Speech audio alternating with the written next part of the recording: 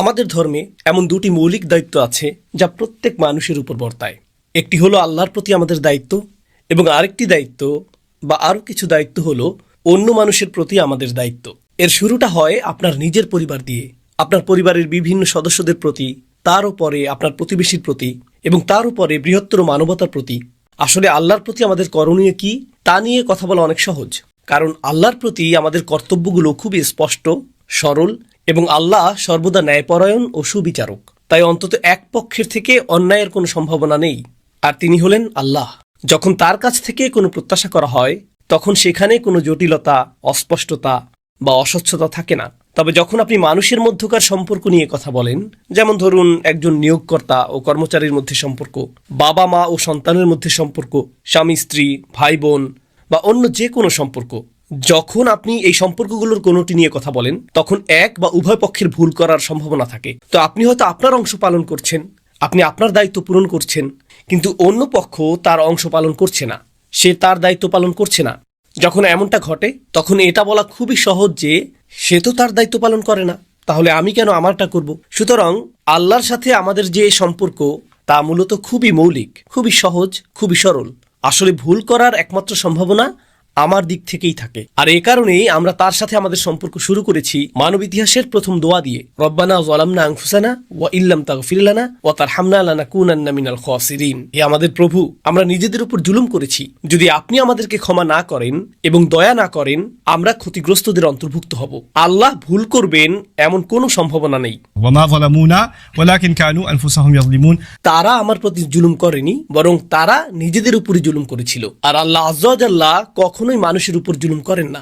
ওয়ামা আনা বিযাল্লামিল লিল আবিদ। অন্যদিকে যেমনটা আমি শুরুতে বলেছিলাম, মানুষ বেশ জটিল, আর আমাদের অন্যান্য সমস্ত সম্পর্কগুলোও বেশ জটিল, কিন্তু বিষয়টা হলো এগুলো খুবই গুরুত্বপূর্ণ। আর এই সম্পর্কগুলো নিয়ে আমাদেরকে প্রশ্ন করা হবে যখন আমরা আল্লাহর সামনে দাঁড়াবো। আল্লাহর সাথে আমাদের সম্পর্ক, যখন আপনি সেই সম্পর্কটি ঠিক করেন তখন তা আপনার অন্য সব সম্পর্কের প্রতি একটি দায়িত্ববোধ তৈরি করে। অন্য কথায় আমি যা বলতে চাইছি তা হলো, আপনি যদি আল্লাহর প্রতি খুব ভালো হন কিন্তু আপনার বাবা মায়ের প্রতি খুব খারাপ হন, তার মানে আপনি আসলে আল্লাহর প্রতিও খুব খারাপ। আল্লাহ আযজা জাল্লা আপনাকে দায়িত্ব দিয়েছেন আপনার বাবা মায়ের প্রতি, আপনার স্ত্রীর প্রতি, আপনার সন্তানদের প্রতি, আপনার ভাইয়ের প্রতি, আপনার বোনের প্রতি, মানবতার প্রতি। আর আপনি যদি সেগুলো পূরণ না করেন তবে আল্লাহ আপনাকে যে দায়িত্ব দিয়েছেন তা আপনি অবজ্ঞা করলেন। তাই আমাদেরকে সেই অধিকার এবং সেই বাধ্যবাধকতাগুলোও সাধ্যমতো পূরণ করতে হবে। কিন্তু এটা নিয়ে কথা বলা খুবই কঠিন। কারণ উদাহরণস্বরূপ আমি যদি বাবা মায়ের অধিকার সম্পর্কে এই খুতবাটি দিতাম, সেক্ষেত্রে শ্রোতাদের মধ্যে তো সন্তানরাও থাকবে, এবং পৃথিবী জুড়ে এমন অনেক সন্তান রয়েছে যারা তাদের বাবা মায়ের দ্বারা নির্যাতিত হয়েছে। এটা একটা বাস্তবতা। এমন বাবা মা আছেন যারা ভালো বাবা মা নন, এটা একটা বাস্তবতা। আর তারা যখন এই আলোচনা শুনবে যে বাবা মায়ের প্রতি কতটা ভালো হতে হবে, এক মিনিট, তারা তো আমার জন্য কিছুই করেনি। তারা কি করেছে? তারা তো আমার উপর নির্যাতন করেছে। এমন বাবা মা আছেন যারা শারীরিকভাবে নির্যাতন করেন, মানসিকভাবে নির্যাতন করেন, সব ধরনের নির্যাতনই ঘটে থাকে। কেন তারা এখন অগ্রাধিকার পাবে? তাই যখন কেউ এক পক্ষের কথা শোনে তখন মন খারাপ করে বলে, কেন আপনি অন্য দিকটা তুলে ধরলেন না? একইভাবে আমি যদি আজকের খুতবাটি স্বামীর অধিকার নিয়ে দিতাম, তাহলে অনেক স্ত্রীরা মন খারাপ করতেন, আমাদের দিকটার কি হবে, কেন আমি তাকে এত সব অধিকার দেব, সে কি করেছে। আর আমি যদি পুরুষদের জন্য এটা করতাম এবং বলতাম এগুলো হলো নারীদের প্রতি আমাদের দায়িত্ব, তখন পুরুষরা মন খারাপ করত। হ্যাঁ ঠিক আছে, আমার এত সব দায়িত্ব আছে, কিন্তু সে তো সারাক্ষণ অশান্তি তৈরি করে, সেটা নিয়ে তো আপনি কিছুই বললেন না। আমাদের কি করা উচিত জানেন? কি ঘটে? এই অধিকার এবং দায়িত্বগুলোর কোনোটি নিয়ে আলোচনা করার সময় আমাদের মনে সবসময় একটা ক্ষোভ কাজ করে, সবসময় এই আত্মরক্ষার প্রবণতা কাজ করে, আমাদের মধ্যে এই ধরনের প্রবণতা কাজ করে। তা আমি প্রথমে সেই বড় অথচ অনুচ্চারিত বিষয়টি নিয়েই কথা বলতে চাই। আজকের খুতবাটি মূলত পুরুষদের দায়িত্ব নিয়ে, এবং এটি আসলেই কিছু পুরুষকে বেশ বিরক্ত করবে, কারণ তারা বলবে আপনি তো নারীদের সম্পর্কে কিছুই বলেননি। ইনশাআল্লাহ আমার পরের খুতবাটি নারীদের নিয়েই হবে, তাই আমি প্রতিশ্রুতি দিচ্ছি যে তাদেরকেও আমি সমানভাবে বিরক্ত করব। কিন্তু বিষয়টি হলো, আমি বলতে চাই স্বয়ং ইবলিসের দ্বারা অনুপ্রাণিত একটি প্রবণতা হলো সে আমাদের নিজেদের দায়িত্বের কথা ভুলিয়ে দেয়, আর সে আমাদেরকে সারাক্ষণ নিজেদের অধিকার নিয়ে ভাবতে বাধ্য করে। তাই যখন আপনাকে আপনার দায়িত্বের কথা মনে করিয়ে দেওয়া হয়, আপনি নিজেকে বলেন আমি তো আমার অধিকার পাই না, তাহলে কেন আমার দায়িত্ব নিয়ে ভাববো? আপনি সব সময় আপনার অধিকার নিয়ে চিন্তিত, এবং ফলস্বরূপ আপনি আপনার দায়িত্ব সম্পর্কে কম চিন্তিত।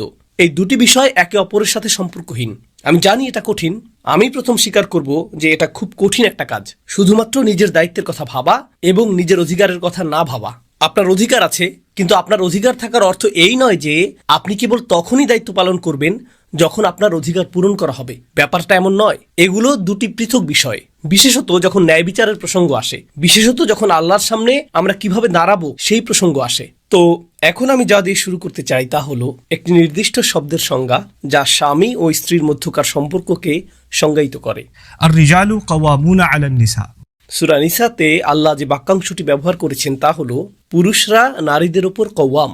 পুরুষরা নারীদের উপর কওয়াম শব্দটি খুবই অপ্রত্যাশিত, এই কওয়াম শব্দটি, এবং মনে হচ্ছে এটাই সেই ভিত্তি যার উপর পরিবার ব্যবস্থাটি পরিচালিত হওয়ার কথা। আর নারীর প্রতি পুরুষের কর্তব্য এবং পুরুষের প্রতি নারীর কেমন প্রতিক্রিয়া দেখানো উচিত তা এই একটি বাক্যাংশে ধারণ করা আছে। বাকি সব কিছু, এটি একটি দীর্ঘ আয়াত। এই আয়াতে এরপরে যা কিছু এসেছে তা আসলে এই একটি বিবৃতির ছায়া। তাই এই খুতবাটি মূলত এই একটি বিবৃতির জন্যই উৎসর্গীকৃত। الرجال قوامون على النساء। এবং মৌলিক এই শব্দটি আপনার এবং আমার জন্য এটি কি অর্থ বহন করে? কওয়াম শব্দটি আরবি শব্দ কিয়াম থেকে এসেছে, যার অর্থ দাঁড়ানো, এবং এর বেশ কয়েকটি অর্থ রয়েছে। এটি আরবি ভাষার অত্যন্ত সাবলীল শব্দগুলোর মধ্যে একটি। শব্দটি বাছাইয়ের ক্ষেত্রে আল্লাহ অসাধারণ বিজ্ঞতার প্রকাশ ঘটিয়েছেন। আপনি আরও অনেক শব্দ ব্যবহার করতে পারেন, কিন্তু বিশেষত এই শব্দটি যে জিনিসগুলো এটিকে অনন্য করে তুলেছে তার মধ্যে একটি হলো এই শব্দটি এবং আল্লাহর একটি নাম একই শব্দমূল থেকে এসেছে। আয়াতুল কুরসিতে আল্লাহর নামটি রয়েছে আল্লাহু লা ইলাহা ইল্লা হুয়াল হাইয়ুল কাইয়্যুম। এই কাইয়্যুম এবং কওয়াম শব্দ দুটি আসলে একই উৎস থেকে এসেছে। আমি একটি কারণে বিষয়টি উল্লেখ করেছি। আমি এটি উল্লেখ করেছি কারণ যেহেতু আল্লাহর নাম ব্যবহার করা হয়েছে কাইয়্যুম, তাই এই নামের সৌন্দর্য অবলোকন করার জন্য আমাদেরকে এই নামটিকে তার সকল অর্থে পরিপূর্ণ রূপে বুঝতে হবে। এবং এছাড়াও এই শব্দটি নিজেই এখন পবিত্র হয়ে উঠেছে, এবং এর কিছু অর্থ সরিয়ে নেওয়া বা এমন কোনো অর্থ যোগ করা যা এতে নেই, এটি হবে ধর্মদ্রোহিতা। যেহেতু এটি পবিত্র এবং এটি স্বয়ং আল্লাহর নামগুলোর একটি, এটি থেকে উদ্বুদ্ধ বৈশিষ্ট্যগুলো অনুকরণ করা আমাদের কর্তব্য। এখন এই অর্থগুলোর মধ্যে প্রথমটি নাকিদুল জুলুস, কিয়াম অর্থ দাঁড়ানো, বসে না থাকা। এটি ইঙ্গিত করছে কর্মতৎপরতা। যেমন কেউ প্রতিনিয়ত কোনো কিছুতে নিযুক্ত রয়েছে যে কখনো নিষ্ক্রিয় থাকে না। আপনারা জানেন গাড়িতে অটো পাইলট বা ক্রুজ কন্ট্রোল অপশন দেওয়া থাকে, তাই না? অথবা এমন মেশিন রয়েছে যা আপনি একবার চালু করলে তা নিজে থেকেই চলতে থাকে, কারো দ্বারা ক্রমাগত এটি চালানোর প্রয়োজন হয় না। আমরা এরকম অবস্থার কথা বলছি না, আমরা ঠিক এর বিপরীত অবস্থার কথা বলছি। এটি এমন বিষয় যা আপনি সক্রিয়ভাবে চেষ্টা না করা পর্যন্ত কাজ করে না। আপনি কেবল অন বাটন টিপে এটিকে চলতে দিতে পারবেন না। আর মজার বিষয় হলো শব্দতত্ত্বে এটিকে একটি প্রাচীন কবিতার মাধ্যমে ব্যাখ্যা করা হয়েছে। একজন দাস ছিল, আগেরকার দিনে দাস প্রথা ছিল, তো সেই দাসকে বিক্রি করা হবে এবং বিক্রি হওয়ার সময় সে বলেছিল দয়া করে আমাকে কিনবেন না। আর সেই কবিতার এই লাইনটি বলেছিল فإني فإذا جعت أبغضت قوما وإذا شبعت أحببت نوما। সে বলল আমাকে কিনবেন না, কারণ যদি আমি ক্ষুধার্ত থাকি আমার খুব বিরক্ত লাগে, আমি মোটেই কাজ করতে পারি না, আমার কিছুই করতে ইচ্ছা করে না, তাই আমাকে দিয়ে কোনো কাজ করাতে পারবেন না, বিশেষত যখন আমি কি ক্ষুধার্ত। আর যদি আমি ভালো করে খাই, আমি শুধু ঘুমাতে ভালোবাসি। কিন্তু যখন সে বলছে আমি ক্ষুধার্ত, আমি মোটেও সক্রিয় নই, সে কওমা শব্দটি ব্যবহার করছে। আমি যা বলতে চাচ্ছি, আমি আপনাদেরকে এখানে যা বলার চেষ্টা করছি তা হলো এই শব্দের অর্থের মাধ্যমে এমন কাউকে বোঝায় যে প্রতিনিয়ত সক্রিয়। তো এটাই হলো পারস্পরিক সম্পর্ক নিয়ে আমার এবং আপনার জন্য প্রথম ইঙ্গিত। এই সম্পর্ক এমন কিছু নয় যা নিজে থেকেই টিকে থাকবে, আপনাকে সক্রিয়ভাবে সম্পর্কটি বজায় রাখতে হবে। স্বামী স্ত্রীর মধ্যে ভালোবাসা এমন কিছু নয় যা নিজে থেকেই চলতে থাকে, এটিকে পরিচর্যা, লালন এবং বিকশিত করতে হয়। এটি এমন কিছু যেখানে বারবার ফিরে আসতে হয়। আপনি ধরে নিতে পারবেন না যে এটি বিদ্যমান, এটি শুকিয়ে যেতে পারে এবং এটি ক্ষয়ে যেতে পারে। এই ধারণা যে মনের কষ্টগুলো ক্ষমা করে দেওয়া হয়েছে বা আঘাতের অনুভূতিগুলো মিলিয়ে গেছে, এই ধারণা করলে হবে না। আঘাত নিজে থেকে চলে যায় না, আপনাকে এটি দূর করার জন্য কাজ করতে হবে, আপনাকে এটা ঠিক করতে হবে। সুতরাং একটি সক্রিয় ভূমিকার প্রয়োজন। কখনো কখনো মানুষ একই ছাদের নিচে বাস করে, বছরের পর বছর তারা একে অপরের সাথে কথা বলে না, অথবা সত্যিকারের কোনো কথোপকথন হয় না। রাতের খাবারটা কেমন, অফিস কেমন কেটেছে, কিভাবে এসেছো, ওকে আমি এখন টিভি দেখবো। এভাবে বছর কেটে যায় আর পরস্পরের মাঝে সত্যিকারের কোনো কথোপকথনই হয় না। তারা কোনো সম্পর্কই গড়ে তোলেনি। তাদের মধ্যে একমাত্র মিল হলো উপরের একটি ছাদ, এটাই তাদের মিল। পুরুষদের এমনটা করা উচিত না। বিশেষত পুরুষদের জন্য একটি সম্পর্কের রক্ষণাবেক্ষণের ক্ষেত্রে সক্রিয় থাকাটা কঠিন, কারণ আমরা এমনিতেও খুব একটা কথা বলি না। আমরা কেবল নিষ্ক্রিয় থাকতে পছন্দ করি। আমরা সারাদিনের কাজের পর বাড়ি এসে সোফায় বসে টিভি চালু করে বা মোবাইলে মগ্ন হয়ে দীর্ঘশ্বাস ফেলে বলতে চাই, আমার কথা বলতে ইচ্ছা করছে না, আর স্ত্রী এসে বলে, এই তোমার দিনটি কেমন গেল, কেমন চলছে, তোমার কেমন লাগছে আমাকে বলো, আমরা কি এটা করতে পারি, আমার এখন এটা ভালো লাগছে না, আমরা কথা শুরু করতে চাই না, আমাদেরকেই বরং কথা শুরু করতে হবে। এটাই হলো প্রথম অন্তর্নিহিত অর্থ। القيام العزم. কিয়াম এর আরেকটি অর্থ হলো সংকল্প। আর এই কারণেই এমনকি কোরআনে ولما قام عبد الله يدعوه মাক্কি যুগে কাবা ঘরে এসে দাঁড়িয়ে নামাজ আদায় করাটা ভীষণ কঠিন একটা কাজ ছিল, কারণ আপনি প্রহারের শিকার হতে পারেন। আর তাই যখন কেউ সলাত আদায়ের সংকল্প গ্রহণ করত, তাদের সামনে থাকা সকল প্রতিকূলতা সত্ত্বেও এর জন্য কিয়াম শব্দটি ব্যবহার করা হয়েছে। একইভাবে গুহাবাসীরাও গোটা জনপদের সামনে সাক্ষ্য দিতে আতঙ্কিত ছিল, কারণ তাদেরকে হত্যা করা হবে যদি তারা সাক্ষ্য দেয় যে উপাস্য কেবল একজনই, যেহেতু বাকি সবাই বহু উপাস্যের উপাসনা করত। কিন্তু إذ قاموا فقالوا يعني إذ عزموا فقالوا. যেমনটা তাফসীরকারগণ বলেছেন, সংকল্পবদ্ধ হওয়া, কোনো কিছুর জন্য সংকল্প গ্রহণ করা, পুরুষদের এই সম্পর্কের প্রতি সংকল্পবদ্ধ হতে হবে। আর এটাই আসল কারণ যে জন্য আমি এই বিষয়টি বাছাই করেছি। আমি এই অর্থগুলো দ্রুত বলে যাব এবং তারপর মূল কথায় আসব যা আমি বলতে চাই। কিয়াম এর আরেকটি অর্থ সাবাত, স্থিরতা। এটা থেকে মূলত কওয়াম শব্দটি এসেছে। আর কওয়াম হলো নিজামহু ও আইমাদুহু, একটি দালানের স্তম্ভ সেটির কওয়াম, যে জিনিসটি কোনো কিছুকে একসাথে ধরে রাখে, স্তম্ভগুলো ধরে রাখে, যার উপর আপনি সবসময় নির্ভর করতে পারেন। একটা বাড়ির ভিতরের আসবাবপত্র নড়তে পারে, দেয়ালও নড়তে পারে, স্তম্ভগুলো নড়তে পারে না। আমাদেরকে আমাদের পরিবারে, আমাদের নারীদের জন্য সেরকম অবিচল হতে হবে। আমরা দোদুল্যমান হতে পারি না। গতকাল আপনি এটা বলেছেন, আজ আপনি ওটা বলছেন। গতকাল বলেছিলেন এটা ঠিক আছে, আজ এটা ঠিক নেই। আপনি এমন দোদুল্যমান হতে পারেন না। আপনাকে অবশ্যই স্থির থাকতে হবে। এটাই কওয়াম শব্দটির আরেকটি অর্থ। এবং পরিশেষে আমার প্রিয় একটি অর্থ, মূলত এটা থেকে কিমাহ শব্দটি এসেছে। এটা খাবার কিমা না, বরং কিমা হচ্ছে আসলে মূল্য, সামানুশাই। একজন পুরুষের কওয়াম হওয়ার অর্থ হলো এটা তার দায়িত্ব, তার স্ত্রীকে জানানো যে সে কতটা মূল্যবান, সে কতটা মূল্য দেয়, সে তার প্রশংসা করে, সে তাকে স্বীকৃতি দেয়, সে তাকে জানায় যে সে কতটা সুন্দর। অনেক পুরুষ আসলে এর উল্টোটা করে, স্ত্রীকে জানায় যে কতটা মোটা, সে কতটা কুৎসিত, সে কতটা খাটো, সে কতটা কালো, সে কতটা তুচ্ছ, এবং এর দ্বারা সে ক্রমাগত তাকে ছোট করে, তার মূল্যকে খাটো করে, অথবা তার বুদ্ধিমত্তাকে অপমান করে। হায় আল্লাহ, তুমি কি জঘন্য গাড়ি চালাও, তুমি এত বিরক্তিকর, কেন অন্য সবার মতো সাধারণভাবে ডানে মোড়টা নিতে পারো না, তুমি এই লেনে কেন, তুমি ওই লেনে না কেন, ক্রমাগত তাকে কোনো না কোনোভাবে ছোট করা। আর কওয়াম সেই যে মূল্য দেয়, মূল্য কেড়ে নেওয়ার বদলে।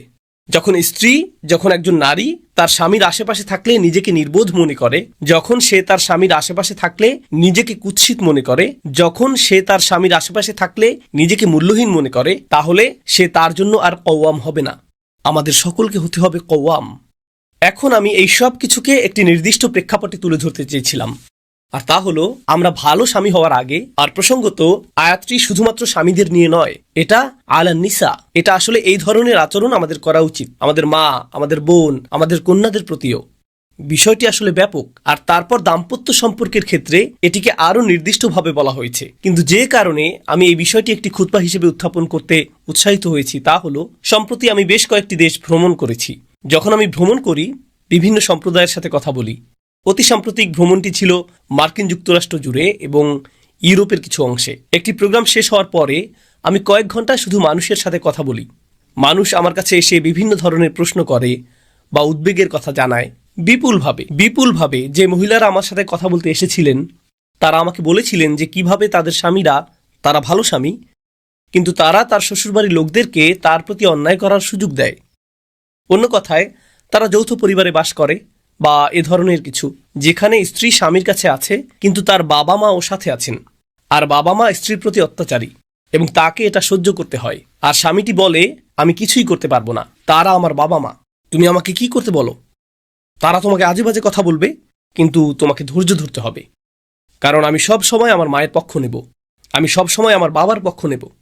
এখানে যা ঘটেছে, এখানে দুটি সীমারেখা অতিক্রম করা হয়েছে। একদিকে একজন স্বামী হিসেবে আপনার স্ত্রীর প্রতি আপনার দায়িত্ব রয়েছে। আপনি তাকে তার পরিবার থেকে নিয়ে এসেছেন, আপনি তাকে তার বাবা মায়ের সুরক্ষা থেকে নিয়ে এসেছেন।